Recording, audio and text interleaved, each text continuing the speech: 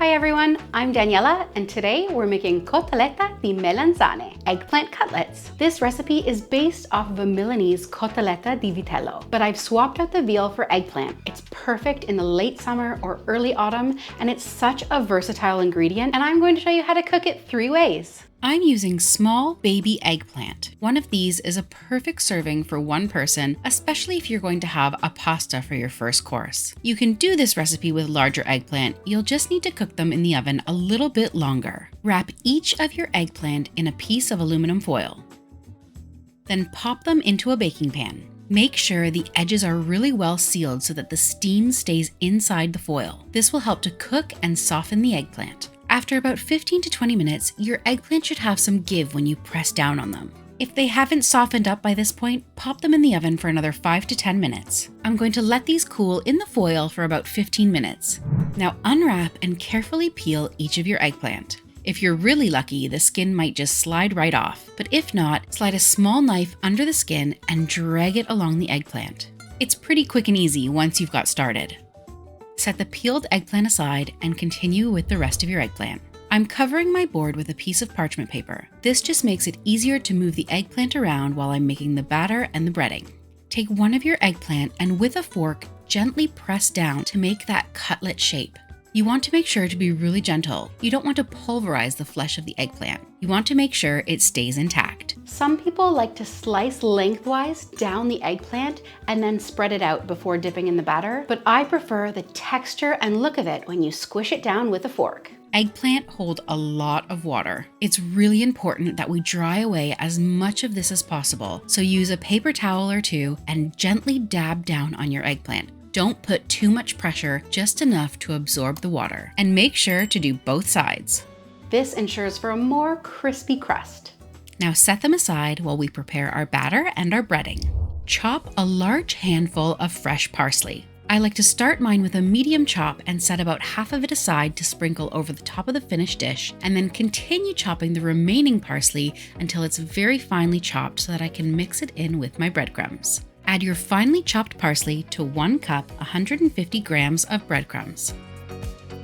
To the breadcrumbs, add 1/4 cup 20 grams of finely grated Parmigiano Reggiano cheese. You can make this recipe completely vegan by omitting the Parmesan cheese and swapping in with a little bit of nutritional yeast. The cheese is pretty salty, so we're just going to add in a small pinch of salt to make sure it has enough flavor. Combine these ingredients with a fork until they're well mixed. Now for our batter. To a bowl, add 1 cup 120 grams of flour. Add a few pinches of salt. Slowly start adding in 3/4 cups 178 milliliters of water. Continue stirring while you're adding it in. You may need to add more or less depending on your flour. You want this to have the consistency of a really thick cream, or almost like a crepe batter. And finally, we're ready to bread our eggplant. Carefully and gently hold the eggplant from the stem. Then dip it on both sides in your batter and transfer it over to your breadcrumb mix. I like to sprinkle some of the breadcrumb on the top half of the eggplant. Then I gently press it down, very gently, just so that the breadcrumbs stick. Flip it over in the breadcrumbs, add another sprinkling to make sure the bottom half got completely coated, and again give it a gentle tap. Continue until you've breaded all of your eggplant. To make this in the oven, preheat your oven to 200 degrees Celsius or 400 degrees Fahrenheit and put a little bit of olive oil on some parchment paper on a baking tray. Place your breaded eggplant on top of the oil and give it another good drizzle of oil on top. This is going to bake for about 30 to 35 minutes until it's beautifully golden brown. Make sure to flip it halfway through. To make this in the air fryer, set your air fryer to 200 degrees Celsius or 400 degrees Fahrenheit. I like to use a piece of parchment whenever I'm breading anything and putting it in the air fryer. Otherwise, I find the topping sort of falls off. Drizzle a little bit of olive oil onto your parchment paper, place your breaded eggplant on top of that, and drizzle a little more olive oil all over the eggplant. This will air fry for 20 minutes and you'll want to flip it halfway through. And finally, the quickest and my favorite way of making it, in a pan.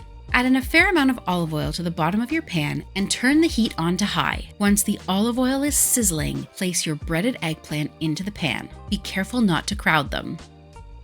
Because the eggplant has already been cooked in the oven, you don't have to worry so much about making sure the heat gets all the way through the middle when you're frying it. You'll only need to pan fry these on high heat for about 3 to 4 minutes aside or until they're golden brown.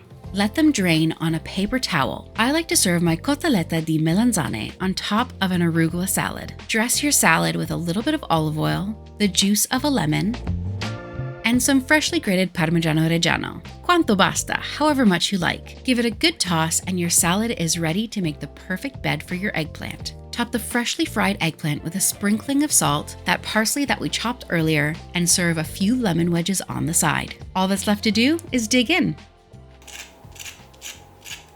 If you still have some eggplant lying around, you have to try my mom's eggplant parmigiana. And if you liked this video or found it helpful, please hit the like button down below. And while you're there, make sure to subscribe because I come out with a new video every week.